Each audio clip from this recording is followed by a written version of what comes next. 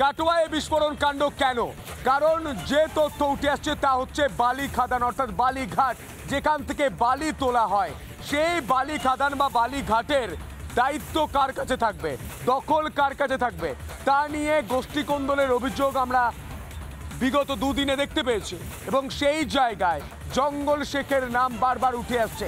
বোমা বানানো হচ্ছিল পার্টি অফিসে হামলা চালানোর জন্য, এমনটা বলেছেন স্থানীয় তৃণমূল বিধায়ক।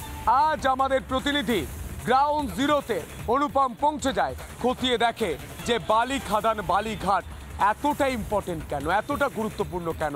কারণ জেলার বিভিন্ন প্রান্তে আমরা দেখেছি এই বালি খাদান বা বালিঘাটকে কেন্দ্র করে বোমাবাজি, গুলি, খুন, রাহাজানি সব কিছু হয়েছে। সেই ছবিটা দেখাবে অনুপম, সরাসরি সেই ছবি কি উঠে আসছে দেখব। তুফান এই গোটা ঘটনায় মূল পান্ডা বলে মনে করছে এখনো পর্যন্ত পুলিশ। কারণ তুফানই বাইরে থেকে লোক নিয়ে এসে ওই পরিত্যক্ত বাড়ির ভেতরে বোমা বাঁধার কাজ করছিল। এই তুফান একটি চুরির ঘটনায় জেলে যায়, তারপর জেল থেকে বেরোয়, সেখান থেকে বেরিয়েই এই জমায়েত। এবং এই তুফানের বিরুদ্ধে যেটা অভিযোগ উঠছে যে তুফান এই অ্যাসেম্বলটা করেছে বাইরে থেকে লোক নিয়ে এসে। আর তুফানের বাড়িতে এই মুহূর্তে রিপাবলিক বাংলা এসে পৌঁছচ্ছে এবং তোমায় দেখাবো যে ধৃত তুফান এই গোটা ঘটনায়, এটাই হচ্ছে তার বাড়ি। ওপরে লেখাও রয়েছে তুফান। এখন তুফানের কি ভূমিকা ছিল, তুফান কি কোনো বড় কোনো পরিকল্পনা করছিল, জেলে বসে কার কার সাথে তুফানের পরিচয় হয়, তুফানের বাড়ির ভেতরে একটু ডাকার চেষ্টা করব। দিদি কেউ আছেন? কেউ আছেন বাড়িতে? বাড়িতে কেউ আছেন? দেখো কোনো প্রতিক্রিয়া নেই। তুফান কি তাকেই সহযোগিতা করার জন্য এই বোমা বেঁধে এলাকায় সন্ত্রাস বা বালিখাদানের সন্ত্রাস তৈরি করার চেষ্টা করছিল? এবং সেই কারণেই কি তুফান এই বোমা বাঁধা লোক নিয়ে আসছিল বাড়ি থেকে? আমি বেরিয়েছেন একজন কথা বলবো। মাসিমা, আপনি তুফানের কে হন? তুফানের বয়স কত? তুফানের বয়স 27 বছর।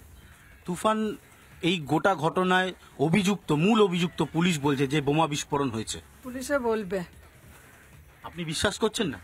হ্যাঁ, পুলিশে বলবে যে যতটা ঘটছে অতটা নয়। আপনার ছেলে তো এর আগেও জেলে গেছিল। সে একবার গিয়েছিল ভুল চক্করণেতে। আপনার ছেলে কি কাজ করে? আমার ছেলে এমনি যে যা বলে তার সব ফরমাশন। ডাক্তারের কম্পাউন্ডার হিসেবে কাজ করে। হ্যাঁ, যে যা বলতো তারই উপকার করতে। তাহলে এই যে বোমা বাঁধলো বাইরে থেকে লোক নিয়ে, এটা কপালের চক্করণতে হয়ে গেছে। এটা বাইরে থেকে লোক নিয়ে আসতো, বাড়িতে কোনোদিন বুঝতে পেরেছেন? কোনো দিন জানি না, আজও বলবো কালও বলবো, মেরে দিলেও বলবো। বাইরে থেকে কোনোদিন কোনো লোক ও বাড়িতে আনেনি? না, কোনোদিনই আনে। বোলপুর থেকে লোক এনেছিল, ওর কানেকশন ছিল? না, কানেকশন ছিল না। আচ্ছা, ওকে একবার প্রথমেই অ্যারেস্ট হয়েছিল, জেলে গেছিল না আগেও গেছিল? না না, শুদ্ধ একবার। এগুলো সব সাজানো কথা, সব সাজানো কথা।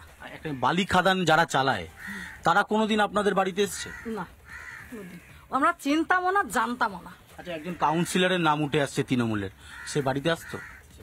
কোনো তৃণমূলের নেতা বাড়িতে আসতো? ছেলে তৃণমূল করে? হ্যাঁ, করছিল। বন্ধু বলে যে তুই আনতো, তা কিন্তু বন্ধু তুই বলছি না, বন্ধু বলে যে তুই আনতো, ছেলে খুব ভালো ছিল। শুক্রবারে রাত্রে মানে সকালে রুগী নিয়ে গেছিল। রুগী মানে অ্যাম্বুলেন্স চালায়? না, এমনি অন্য জন্য চালিয়েছে। ডাক্তারের কম্পাউন্ডার হিসাবে? হ্যাঁ, যে রুগী সে গাড়ি করেছে ও গিয়েছে। আমাদের সাথে তুফানের মা ছিলেন, তিনি বলছেন যে তুফানকে ফাঁসানো হয়েছে। তুফানের বাড়িতে আমরা, তার ছেলে অতীতে এমন কোনো ঘটনার সাথে যুক্ত ছিল না যে তাকে এত বড় শাস্তি পেতে হবে।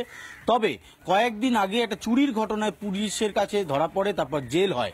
এখন জেলে বসেই কি তুফান এমন কোনো গোষ্ঠীর সাথে যুক্ত হয়ে গিয়েছিল যারা তুফানকে বলেছিল যে বাইরে বেরিয়ে এই ধরনের ঘটনা ঘটাতে হবে? নাকি যে বালিখাদানের তত্ত্ব সামনে আসছে, সেই বালিখাদান কোনো এক ব্যক্তির হাতে তুলে দিতে তুফানকে ব্যবহার করা হয়েছিল? এই প্রশ্নগুলো বড় হয়ে দাঁড়াচ্ছে। ক্যামেরায় পার্থসারথী রায়ের সাথে অনুপম পাত্র, কাটোয়া, পূর্ব বর্ধমান।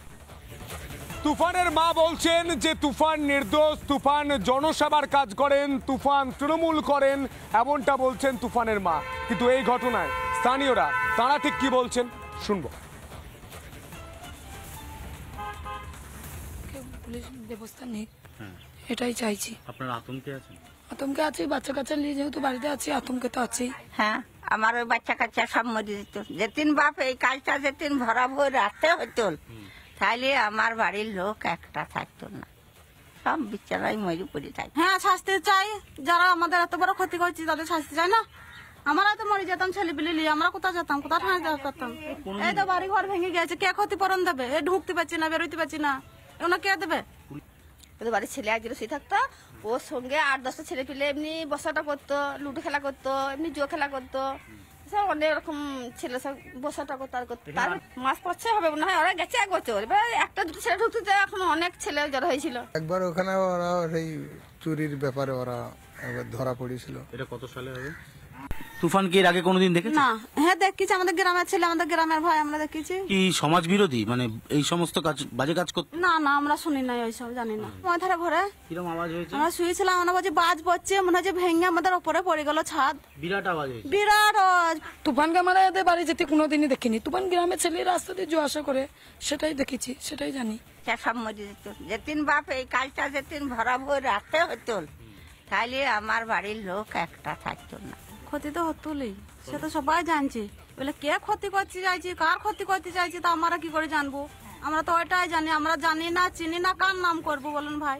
আমরা তো কিছুই জানি না। হ্যাঁ শাস্তি চাই, যারা আমাদের এত বড় ক্ষতি করছে তাদের শাস্তি চাই না। হ্যাঁ আমরা যারা ই করেছে তাদের শাস্তি দেন তোমরা, আমরা কি করবো?